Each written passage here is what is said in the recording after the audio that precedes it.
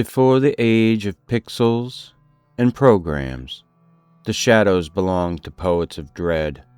These are the voices of the old masters, authors who glimpsed into the veil and returned with nightmares. From crumbling pages and forgotten tomes, their horrors live again. Welcome to AI Lovecraft, The Elders, where timeless terror is given voice once more. If you enjoy the following story, please like, subscribe, and leave a comment to let me know what you think. Now let's get into today's story. Ancient Lights by Algernon Blackwood. From Southwater, where he left the train, the road led due west. That he knew. For the rest he trusted to luck, being one of those born walkers who dislike asking the way. He had that instinct, and as a rule it served him well. A mile or so due west along the sandy road till you come to a stile on the right, then across the fields. You'll see the red house straight before you. He glanced at the postcard's instructions once again, and once again he tried to decipher the scratched-out sentence, without success. It had been so elaborately inked over that no word was legible.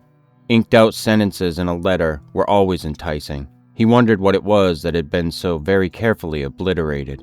The afternoon was boisterous, with a tearing, shouting wind that blew from the sea across the Sussex weald.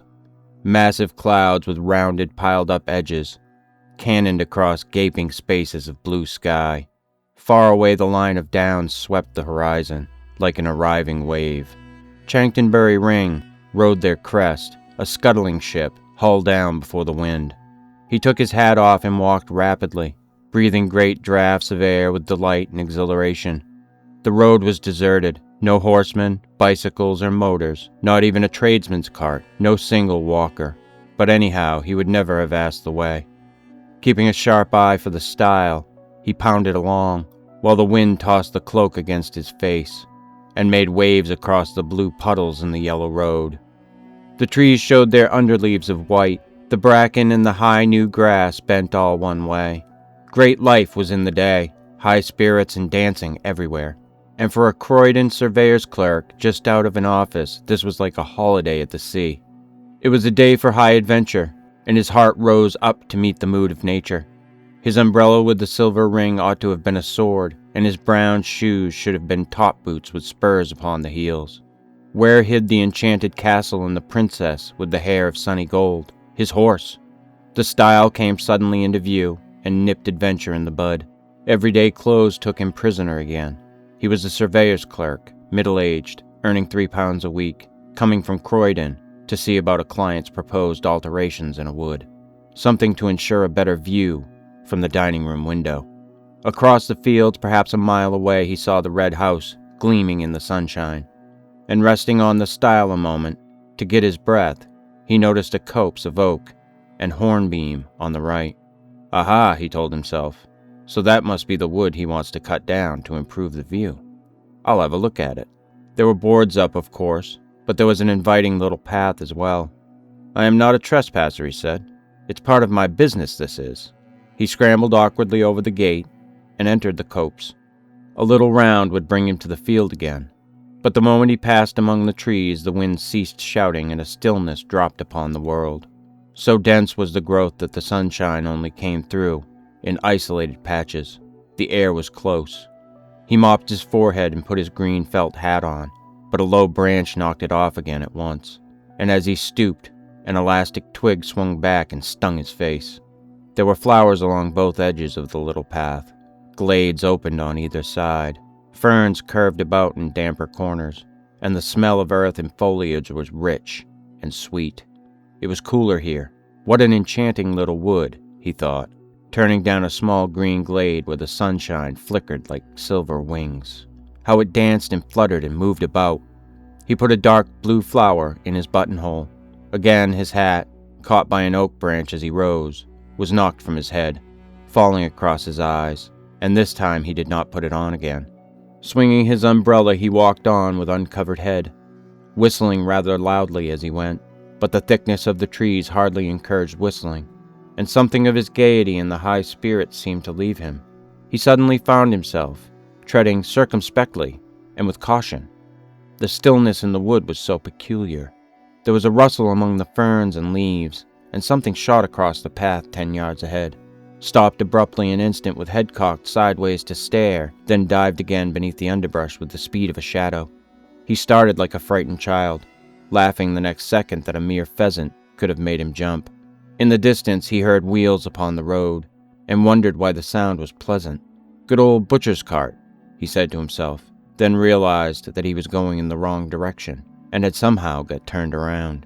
For the road should be behind him, not in front. And he hurriedly took another narrow glade and lost itself in greenness to the right. That's my direction, of course, he said. The trees has mixed me up a bit, it seems. Then found himself abruptly by the gate he had first climbed over. He had merely made a circle. Surprise became almost discomfiture then, and a man, dressed like a gamekeeper in browny green, leaned against the gate, hitting his legs with a switch. "I'm making for Lumley's farm," explained the walker. "This is his wood, I believe," then stopped dead, because it was no man at all, but merely an effect of light and shade and foliage. He stepped back to reconstruct the singular illusion, but the wind shook the branches roughly here on the edge of the wood, and the foliage refused to reconstruct the figure. The leaves all rustled strangely, and just then the sun went behind a cloud, making the whole wood look otherwise. Yet how the mind could be thus doubly deceived was indeed remarkable, for it almost seemed to him the man had answered, spoken, or was this the shuffling noise the branches made, and had pointed with his switch to the notice board upon the nearest tree. The words rang on in his head, but of course he had imagined them. No, it's not his wood, it's ours.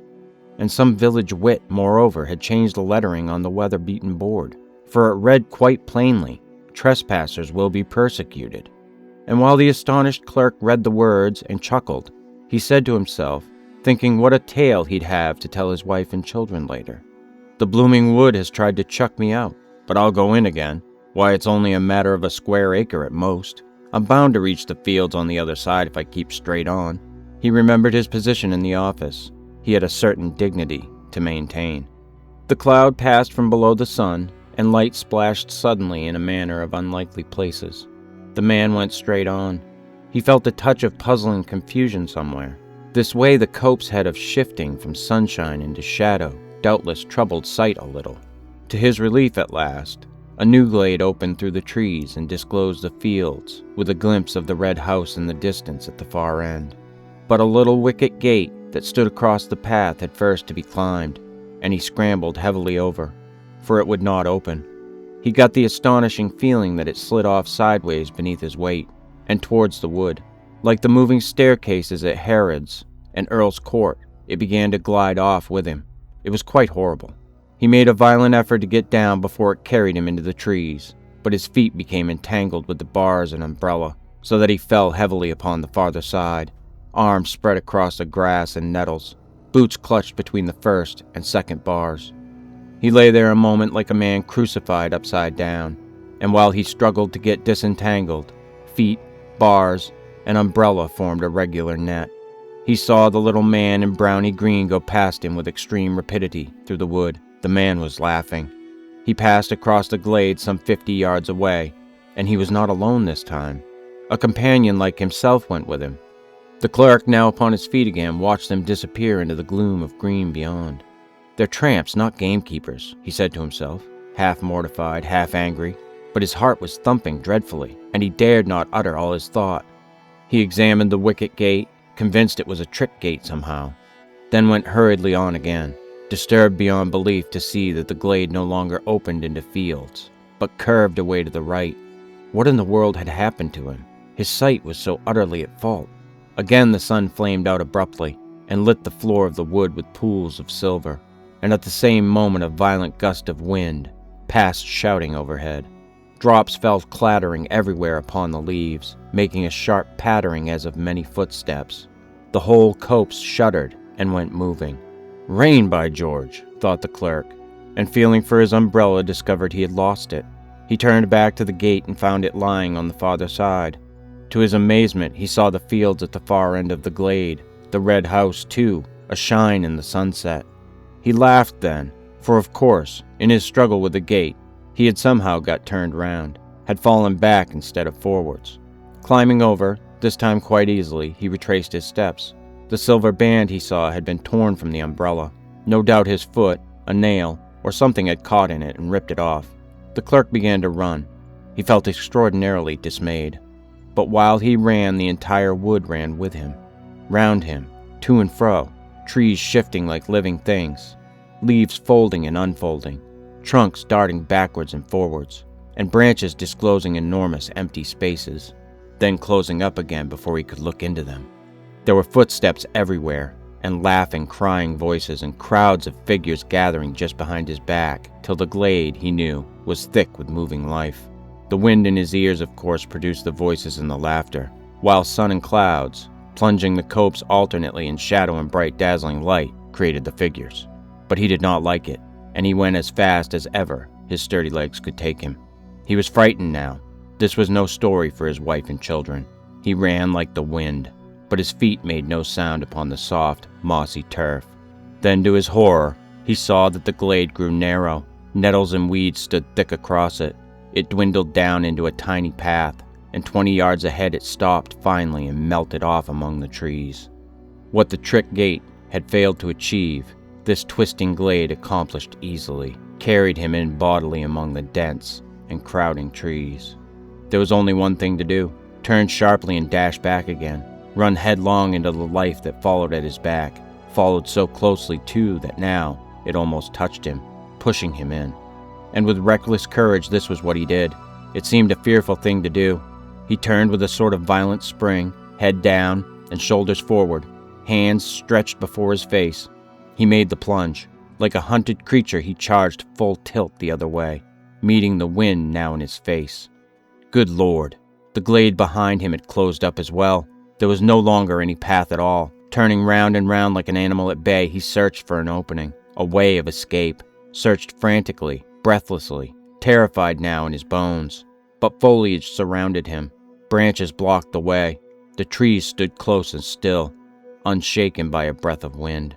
And the sun dipped that moment behind a great black cloud. The entire wood turned dark and silent. It watched him.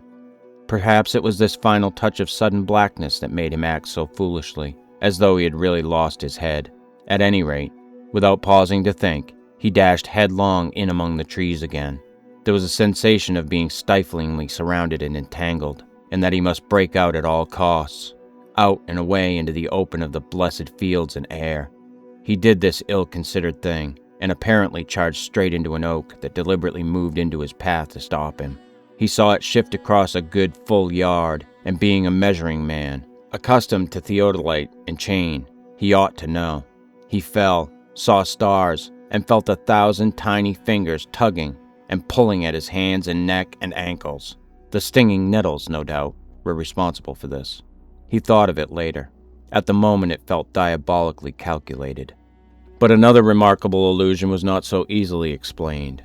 For all in a moment, it seemed, the entire wood went sliding past him, with a thick, deep rustling of leaves and laughter, myriad footsteps, and tiny, little, active, energetic shapes.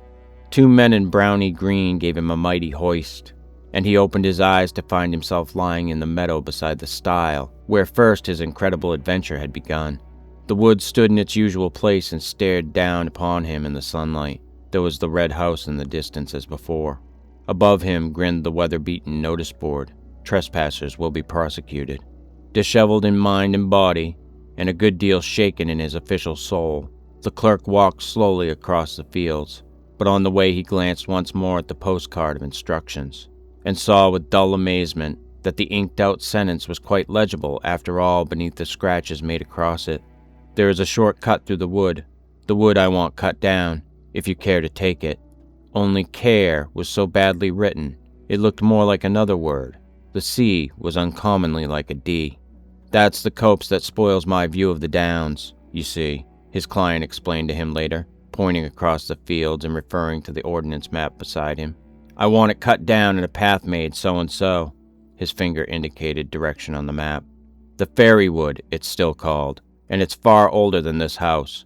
Come now, if you're ready, Mr. Thomas. We might go out and have a look at it."